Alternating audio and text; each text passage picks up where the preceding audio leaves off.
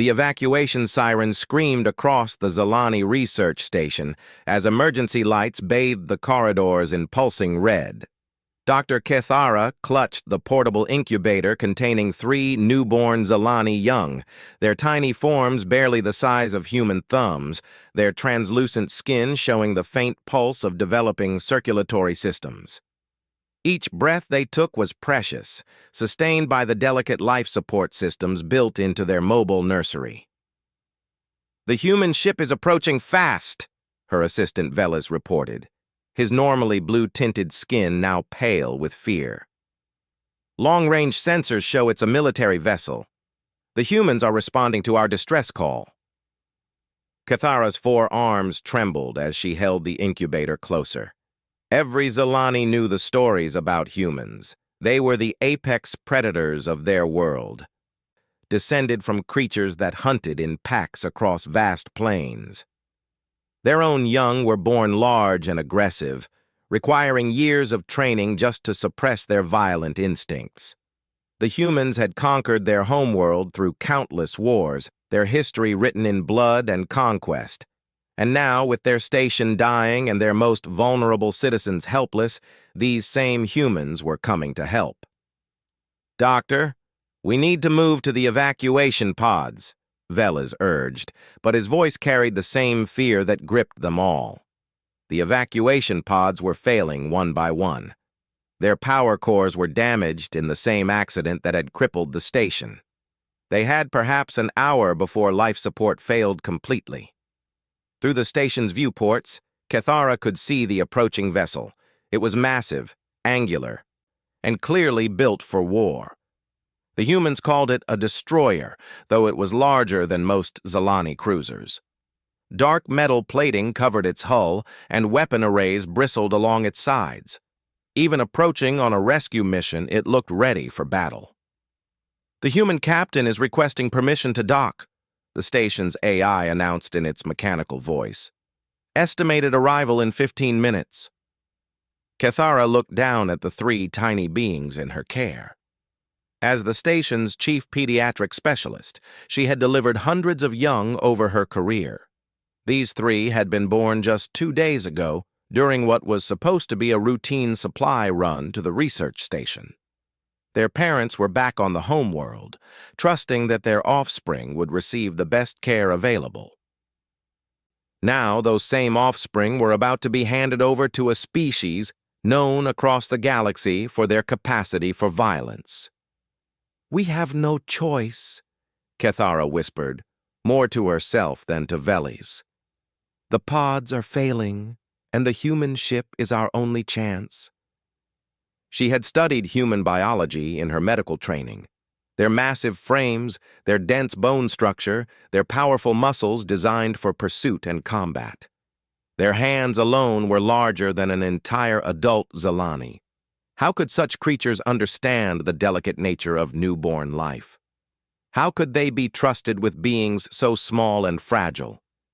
The station shuddered as docking clamps engaged. Through the corridors, they could hear the heavy footsteps of the approaching humans.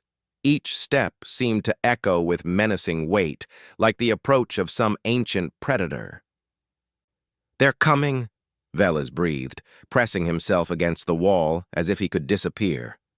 The first human to enter their medical bay was enormous, even by human standards. He stood nearly 2 meters tall, with broad shoulders covered by a dark blue uniform marked with military insignia. His face was weathered and scarred, speaking of battles fought and won. When he saw the small group of Zalani clustered around the incubator, he stopped. "I'm Commander Martinez," he said, his voice a deep rumble that seemed to fill the entire room. "We're here to evacuate your station." Kethara forced herself to step forward, the incubator held protectively in her arms. "Commander, we have 3 newborns requiring immediate medical attention. They cannot survive without specialized life support equipment." The human's eyes fixed on the incubator, and Kethara saw something flicker across his features. For a moment, she was certain it was hunger. The same look she had seen in old nature documentaries of predators sizing up their prey. How long can they survive in that unit?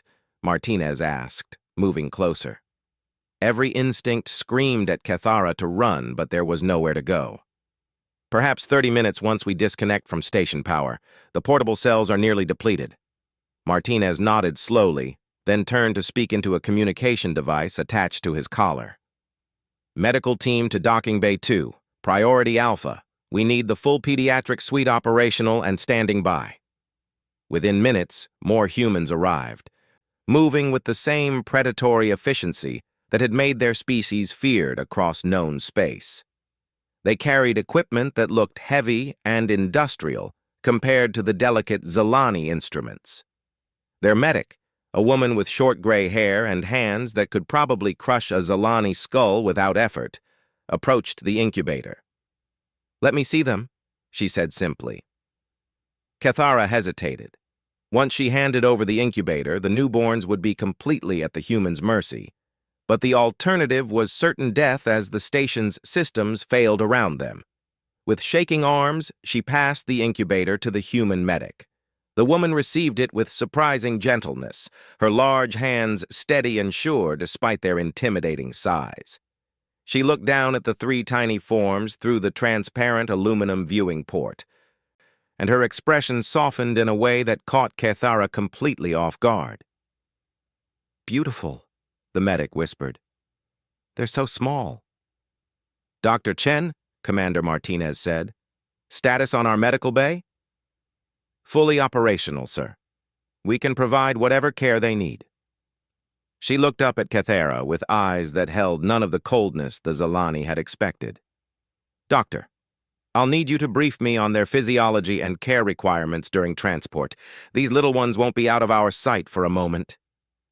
As they moved through the corridors toward the human ship, Cathara found herself walking beside creatures she had been taught to fear since childhood. But with each step, something puzzling occurred. The humans moved differently when they were near the incubator. Their normally aggressive postures softened. Their voices dropped to whisper-quiet levels.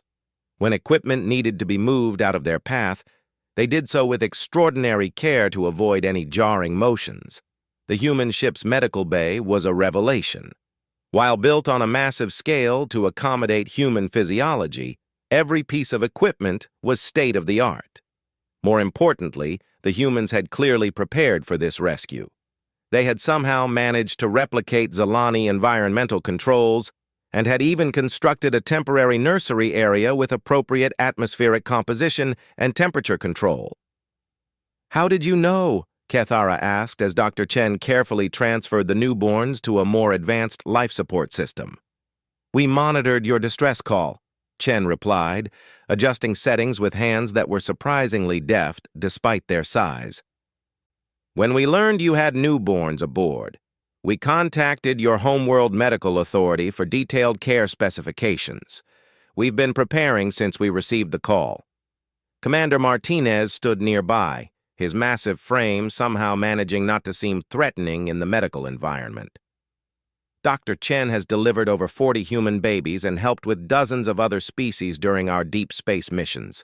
Your young are in the best possible hands." Through the transparent walls of the new incubator, Cathara could see the three tiny Zilani beginning to stabilize. Their breathing became more regular, and the faint glow of their developing nervous systems brightened to healthy levels. "They're responding well," she murmured, hardly believing what she was seeing. "Of course they are," Dr. Chen said with a smile. "Young ones are tough, no matter what species.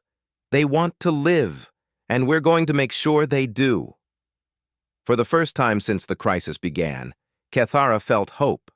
These humans, despite their fearsome reputation and intimidating appearance, were treating her charges with the same care and dedication she would expect from the finest Zilani medical facilities.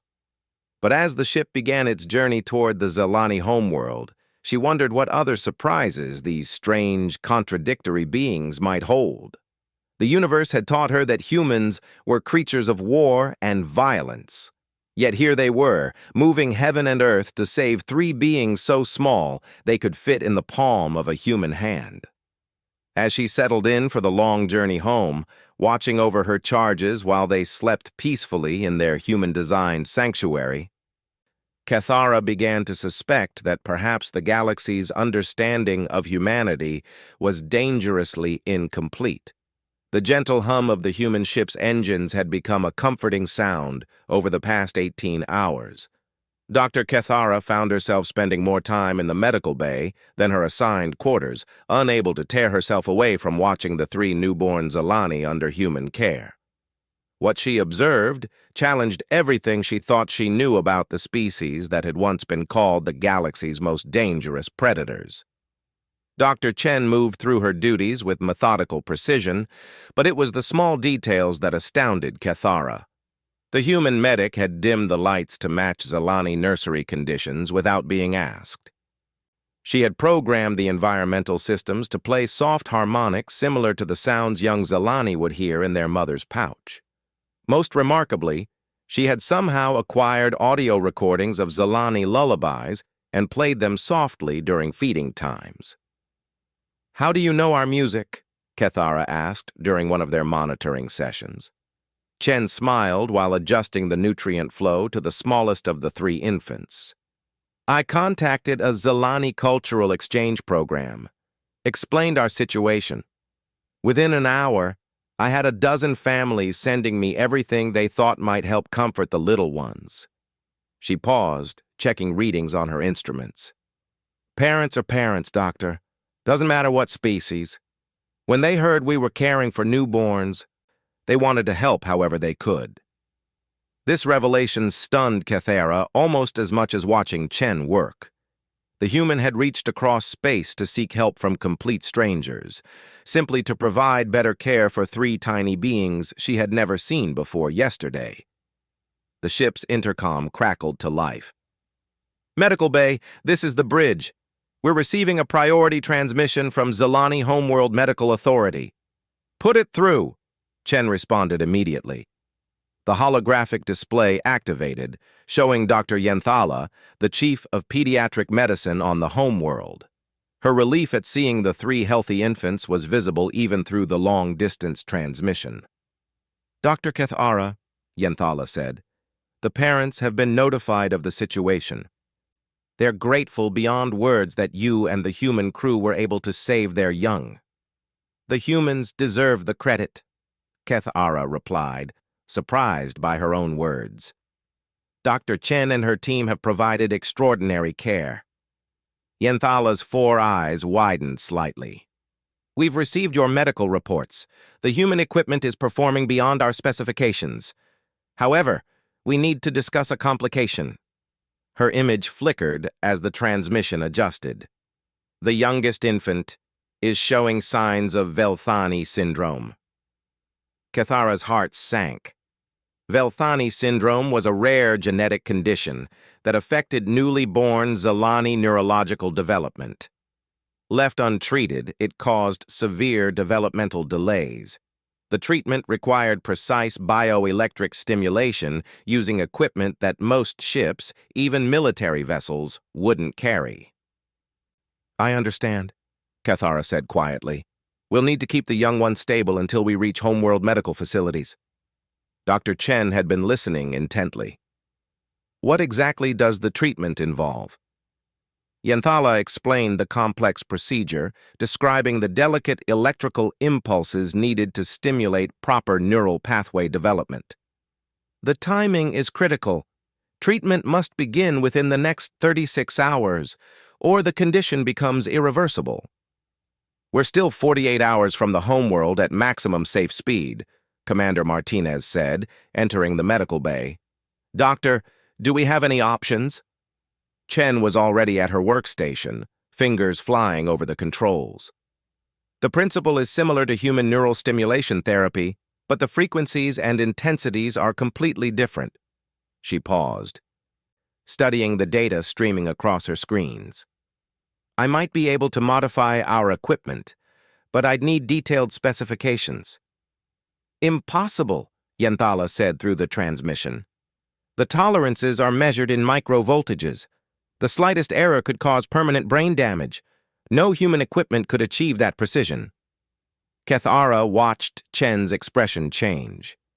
The human woman's jaw set with determination, and her eyes took on the focused intensity that Kethara was learning to associate with humans refusing to accept defeat.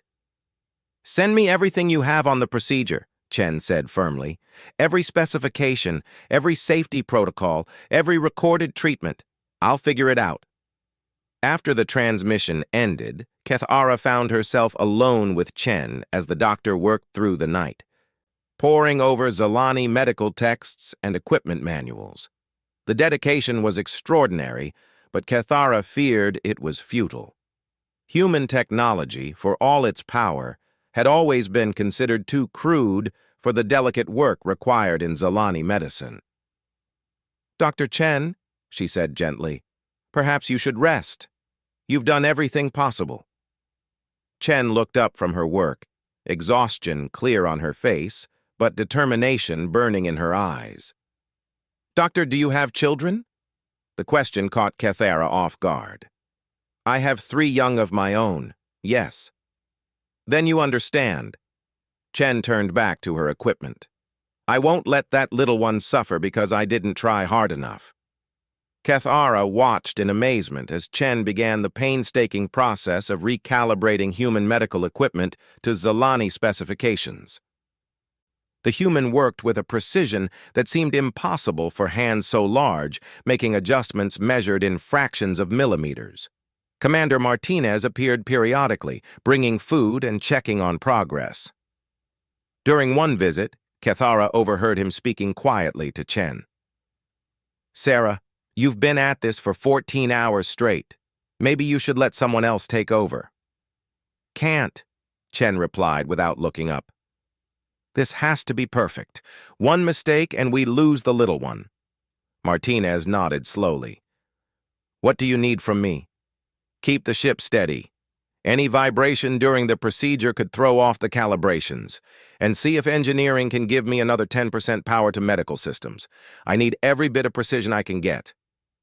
As the critical moment approached, Kethara found herself praying to ancestors she hadn't thought about in years. The youngest Zalani infant lay in the modified human treatment chamber, so small and fragile that a human breath could probably knock him over. Yet Chen approached the procedure with the same careful confidence she might use on a much larger patient. "Beginning neural stimulation sequence," Chen announced, her hands steady on the controls despite having worked for nearly 20 hours straight. The next 6 hours were the longest of Kethara's life. Chen maintained the delicate treatment protocol without breaks, monitoring dozens of readings simultaneously while making constant micro-adjustments. The human's concentration was absolute, her focus never wavering, even as exhaustion made her hands shake slightly. When the treatment cycle completed successfully, Chen finally allowed herself to collapse into a nearby chair. The youngest Zalani infant's neural patterns had stabilized, showing healthy development consistent with successful treatment. "It worked," Kethara whispered, hardly believing it. Chen smiled weakly. "Human equipment, Zalani precision.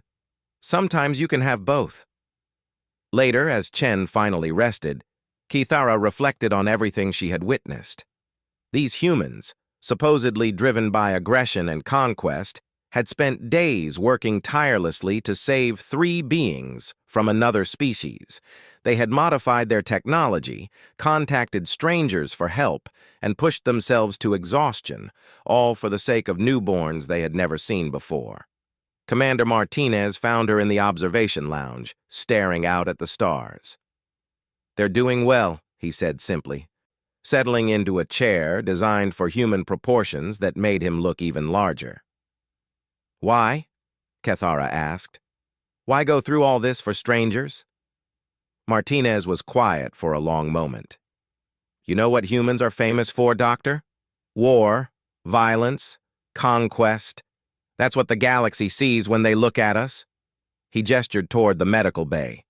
"But that's not who we are. Not really. Then who are you?" "We're the species that looked at a dying planet and decided to heal it instead of abandoning it. We're the ones who see someone else's child in danger and run toward the threat instead of away from it. Yeah, we're good at fighting, but only because we've learned that sometimes you have to fight to protect what matters. Kethara considered this. The young. All young, everywhere, human, Zelani, doesn't matter. A child in danger is a child in danger.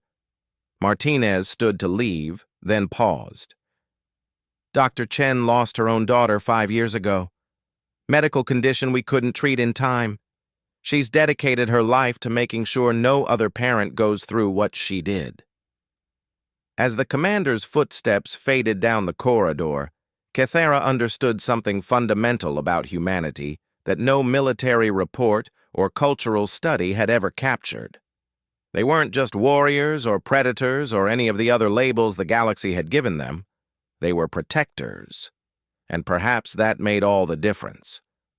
The Zelani homeworld grew larger in the viewport as the human destroyer approached the orbital medical station. Dr. Kethara stood in the observation deck, watching her planet's pale blue surface rotate slowly beneath them. But her thoughts remained with the 3 tiny patients who had changed everything she believed about humanity. "Docking in 30 minutes, Commander Martinez announced over the ship's communication system.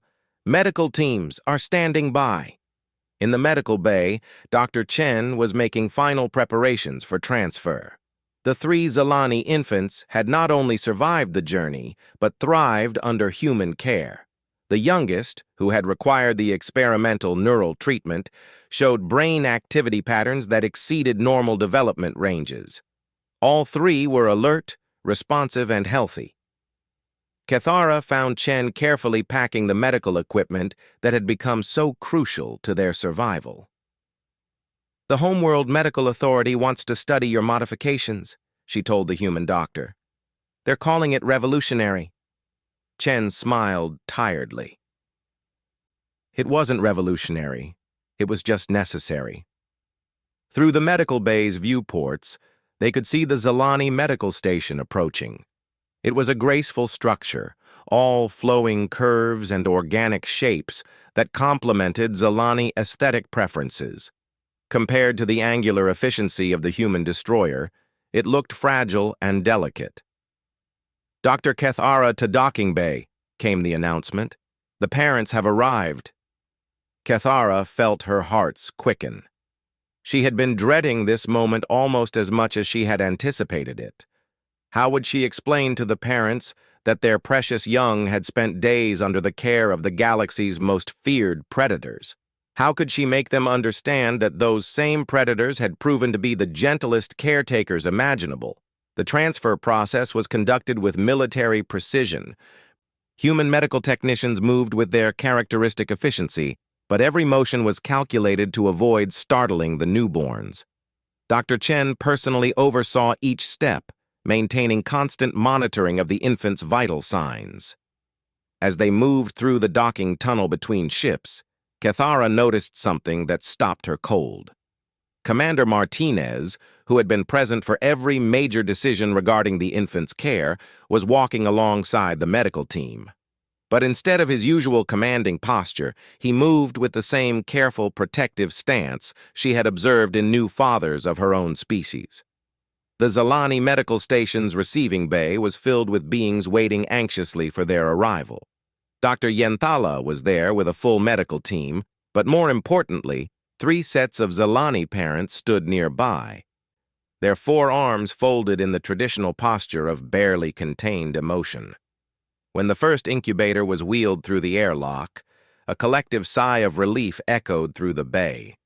The parents could see their young moving actively within the transparent chambers, clearly healthy and alert. "Impossible," whispered one of the fathers, staring at his offspring. "The report said they were critical. How are they so strong?" Dr. Chen stepped forward, and Kethara watched the Zelani parents' instinctive reaction. They moved backward, their posture shifting to defensive positions as the massive human approached their vulnerable young. Even after everything that had happened, the ingrained fear remained, but Chen seemed to understand. She stopped several meters away and spoke softly. Your children are beautiful. It was an honor to care for them. You saved them, one of the mothers said, her voice barely audible. The medical reports say you performed procedures that our own doctors couldn't have attempted. We did what any parent would do, Chen replied simply. We protected them. The formal transfer of care proceeded smoothly, with Zalani medical staff taking detailed notes on every aspect of the human treatment protocols. But Kethara noticed that the real attention was focused on the interaction between Dr. Chen and the parents. As the youngest infant was moved to Zalani equipment, he began to cry. It was a tiny, fragile sound that barely carried across the medical bay. But the effect on the humans present was immediate and profound. Commander Martinez stepped forward instinctively, his hand reaching toward the incubator before he caught himself. Dr. Chen's face showed genuine distress at the infant's discomfort. Even the human technicians had turned toward the sound with expressions of concern. He's been crying more frequently during transfers, Chen explained to the Zalani medical team. I think he's become accustomed to the acoustic environment of our ship. The frequency response is different here. Without hesitation, Dr. Yenthala made adjustments to the Zalani equipment, matching the acoustic patterns that the infant had grown comfortable with. Within moments, he settled back into peaceful sleep. One of the fathers approached Commander Martinez hesitantly. Commander, may I ask you something? Martinez nodded, his massive frame somehow managing to seem non-threatening in the medical environment. Why did you risk your ship and crew for our young? We are not allies. We have no treaties or agreements that would require such assistance. The question hung in the air for a long moment. Kethara realized that everyone in the medical bay, human and Zalani alike, was waiting for the answer. Sir, Martinez said slowly, when my crew received your distress call and learned there were newborns aboard that station, there was no discussion about politics or alliances. There was just the knowledge that children were in danger, and we had the capability to help. He paused, looking at the 3 healthy infants. That's what we do. That's what anyone should do. The Zalani father's 4 eyes widened, and he performed the traditional bow of deep respect. Commander, you have given us a gift beyond measure. How do we repay such a debt? No debt, Martinez replied firmly. Just remember that when the next species in trouble calls for help, you have the same choice we had. You can choose to see strangers, or you can choose to see someone else's children. Over the following hours, as medical data was transferred and formal reports were filed, an extraordinary thing happened. The Zalani medical staff began asking detailed questions about human medical techniques.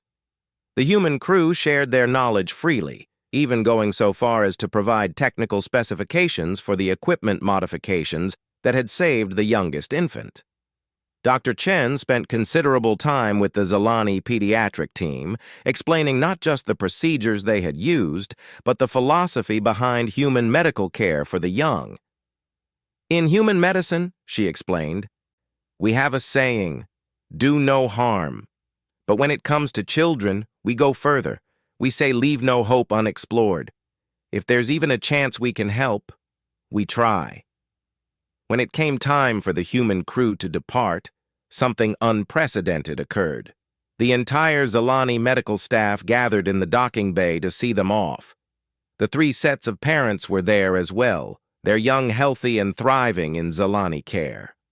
But it was the youngest infant's mother who provided the moment that would be remembered long after the human ship had departed. She approached Dr. Chen, carrying her child in a traditional Zalani sling. Doctor, she said, in our culture, we name our young for the qualities we hope they will develop. This little one was to be called Yenthara, meaning swift of thought. She paused, adjusting the sling with the careful motions of a new parent. But after what you have shown us, we would like to add a second name, Keth Chen, meaning gentle strength.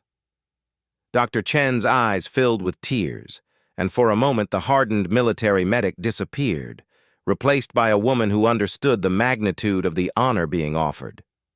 "I'm deeply honored," Chen whispered. "May he grow strong and wise." As the human destroyer prepared to depart, Dr. Yenthala made a formal announcement to the station's crew. "Today we witness something that will change how we view our place in the galaxy. The humans have shown us that strength and gentleness are not opposites. They are partners." Commander Martinez received one final transmission as his ship cleared Zelani space. It was from the planetary government, formal notification that human vessels would always be welcome in their territory, and that a new cultural exchange program was being established to better understand the species that had risked everything to save 3 tiny lives. In the human destroyer's medical bay, Dr. Chen was cleaning her equipment when she found a small data pad that had been left behind. On it was a message from all 3 sets of parents, along with thousands of other Zelani families who had heard about the rescue. The message was simple. "Thank you for showing us that the universe is full of those who protect rather than prey upon the innocent. You have taught us that family extends beyond species and love recognizes no boundaries." Months later, when human and Zelani medical teams began working together on joint research projects, and when the first Zelani exchange students arrived at human medical schools, the galaxy began to understand that something fundamental had changed. It had started with 3 newborns, no larger than human thumbs, whose lives had been saved by beings they had been taught to fear. But it became something much larger. It became proof that the most dangerous predators in the galaxy were also its most devoted protectors. And in nurseries across dozens of worlds, young beings slept safely, watched over by those who had learned that sometimes the greatest strength lies in the gentlest hands, and that the fiercest warriors fight not to destroy, but to defend those too small to defend themselves. The universe had learned what humans had always known, that nothing in existence is more sacred than the young, and nothing in creation is more dangerous than those who would harm them.